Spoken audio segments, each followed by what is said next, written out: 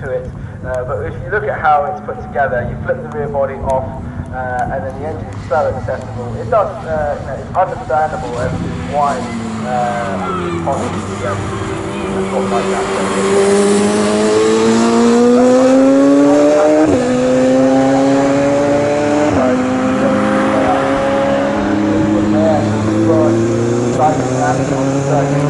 Now the profile can be tires, like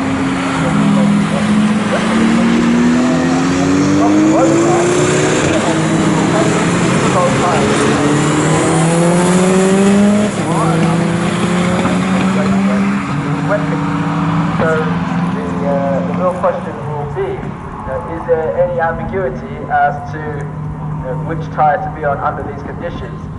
Yesterday, when it was similar to this, they did mention that wets would be destroyed very quickly under these conditions, so you have to kind of put up with cold slicks and see how you get on. So it's interesting again to see what tyre choices are made in relation to some of the teams, see what their thoughts are on the matter. That would be fantastic. Let's have a look over there at the Jack Colquitt, one with the whole shot with the front of the line, and it looks like he's still at the front of the pack, getting ready to try and set the first flying lap time of the session.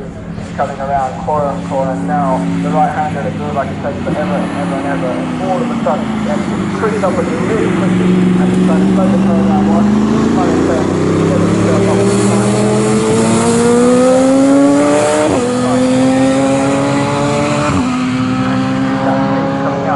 Quite a long straight here as you go towards the start-finish line. The first flying lap of this session then is by Dan Colquitt in the Radical 1:31.337 is where we start today's session for the profile.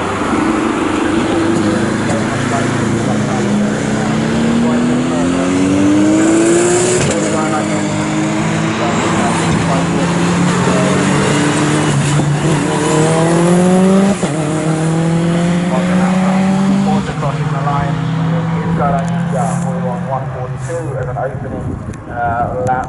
Who else is looking quick straight away? Steve Reed 43.4.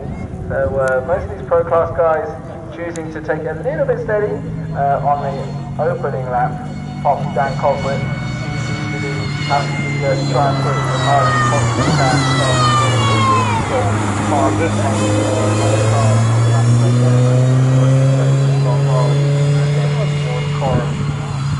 Talking about how tricky Coral is, in the Radical we've got lots of aero in that car, a light car too, so that'd be a good car through this section of Coral. Especially the track drive out and have all the aero across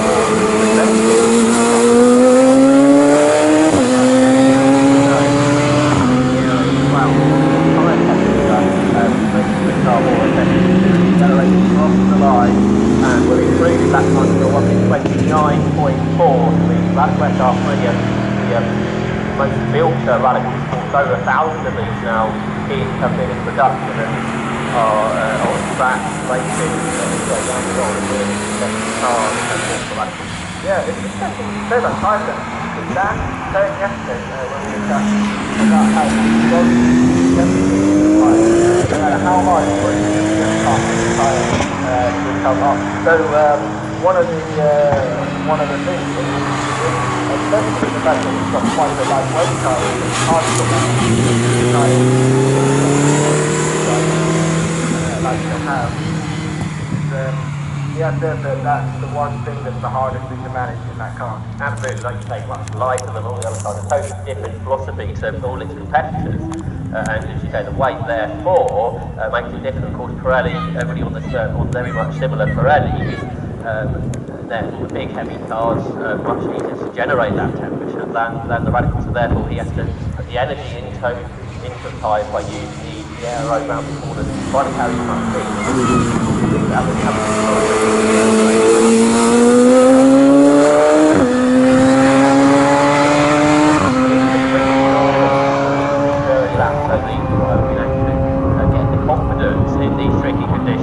Quicker still, 1:27.4, which is 10 seconds quicker everybody else has done at this stage. On the street now, just to defend the concentration, it's quick to get to third.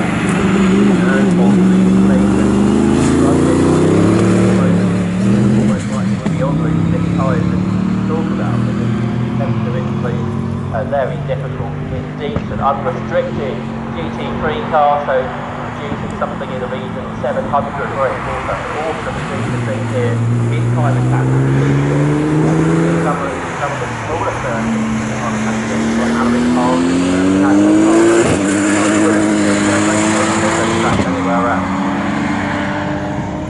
Yeah, so Clayton is one to look out for. He's now setting personal best sectors, so we'll have a look to see how that pans out. 140.0 so far for Clayton. I'm expecting to see that go much faster and get more comfortable. Still have 12.5 minutes left in this session. Trying that for most of them. A couple of the guys not had one and two. Take that more completely out now.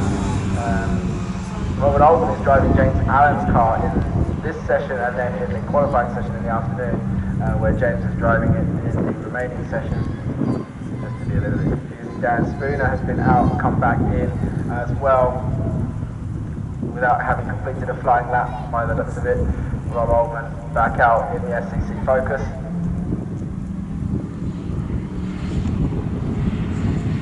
That's out onto the track there too. Simon Norris, really good driver, mentioned earlier, obviously 3-car champion, North Lake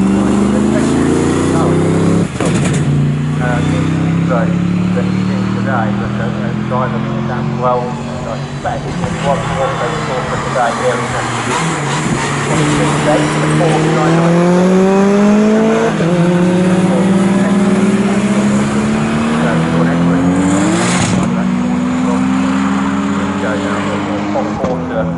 motorsport driver. It's great to see his name on the side of that car. Once again, you can see the Tim Gray motorsport team with Tim himself checking the tyre pressures on Daniel Colquitt's Radical, the car that was quickest in the session but now back into the pit lane. Second in the session is the Nissan GTR of Mick Porter. He's on a 1 minute 36, and Luke Clayton has improved to third with 1 minute 40 now, but he's going quicker and quicker all the time in the Bentley as those tyres start to work for him. A bit of an emotional moment in Johnny Fletcher's garage, where I was just now. As you may know, last night that STC side had a bit of a gearbox. That evening, John made a post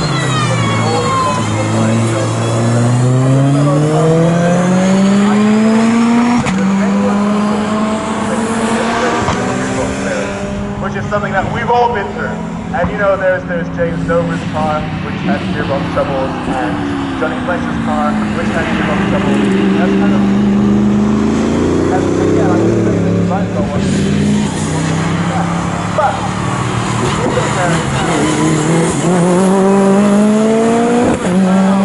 gathered around that car, air and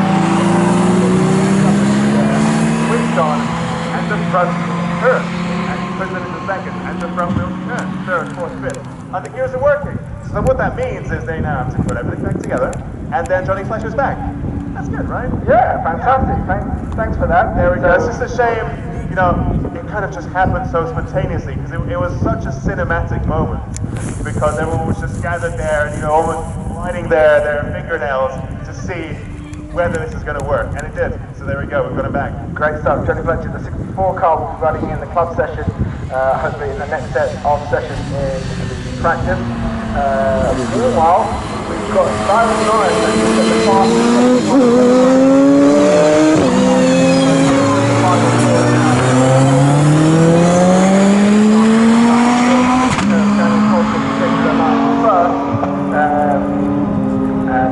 Doesn't improve on his time, but Simon Norris most likely will, and sets the fastest time of this session so far. 1:21, 1:43 in the Norris Designs Lancer Evo.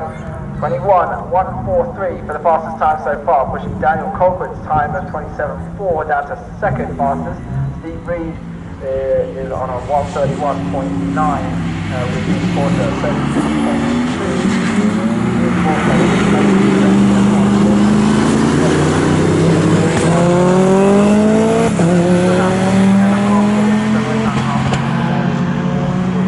So maybe we'll start to see the lights of Luke Clayton start to push a little bit harder. Coming back out on the track as well to have another push.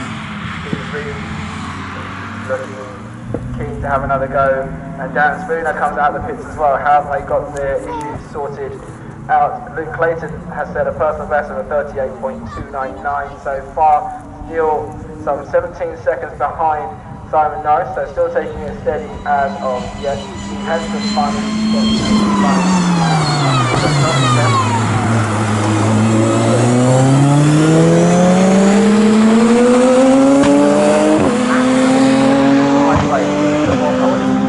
speeds down the straight, it's incredible too, 144 miles per hour as he crosses the line. He's still accelerating at that point, up over 150 miles per hour, you'd have to think, and he is much quicker than anybody else. 6 seconds on that first flying lap from him. Some really pushing on. You see him now break it down into the Wilson hairpin.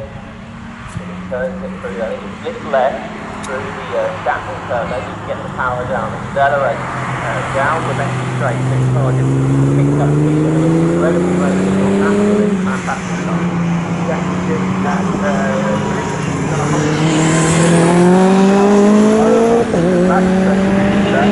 Glittering time, 37.454 in the first section. Might go on top of 1.2.1. Normally, it happens to get into the launch out of the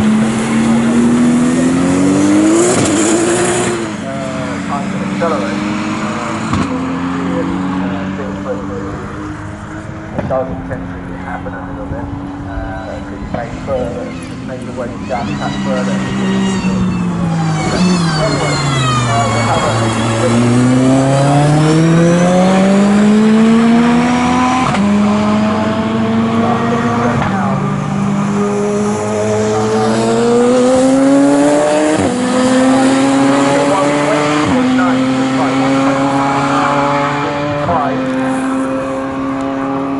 comfortable so far. Dan Culpert's 127.4. Has just found a personal best there. Steve Henson in the Porsche goes down to 203.4 in the 996 GT3.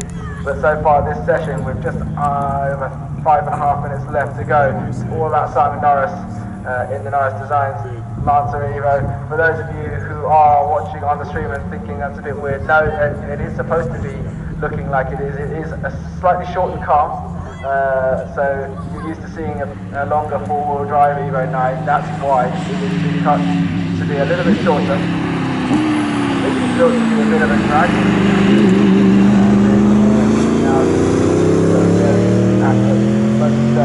Now, and other interesting things, you get a chance to look under the bonnet of that. Once you turn, so that it makes it longer.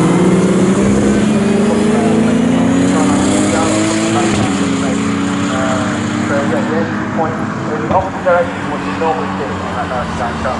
It obviously works really well. The rotation really is fantastic. It's on the riding really well as well.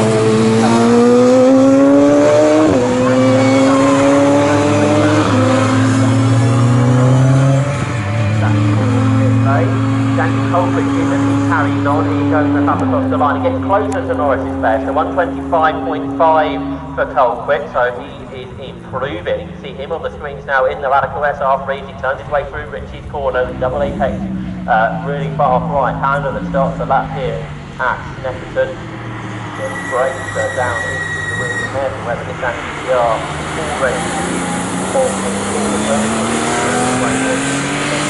changed by that Radical, which hasn't got the power of the competition, but a much lighter car, much more nimble car with the aero working for it as well. And over the course of the lap time, when we get to the competitive sessions, it should be very close between these very different cars. You see the Radical goes up the inside of two cars under the braking to run them, and over the course of the first session, hopefully push up the hands up.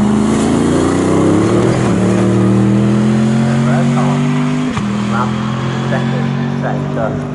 He is now then, he's cleared those two cars, which means he's got a clear run to the end of this lap that is on, breaks them down into Murray, completes the lap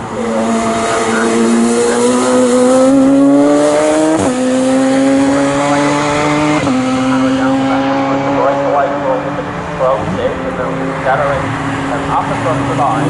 The 125.5 is what he's that by just over half a second, so 1 minute 24.9. He's 4 seconds now away from Simon Knight. That gap is coming down. Yes, still 4 seconds though at this stage between Norris and Colquitt. 3 minutes left in the session, or just under 3 minutes left in the session, and seeing Steve Reed's car being pushed back in towards his garage. His session is about done then. Whether it's Jeremy Horsham has come back into the pits, as has Nick Porter, so they look like they are done for this session. It's going to be difficult to get out there and do anything representative. So interesting things that have come out of this session. Luke Clayton not pushing that hard so far. I'm pretty sure that car has the potential to be up there. He has better Daniel Colquitt most of this season, or at least most of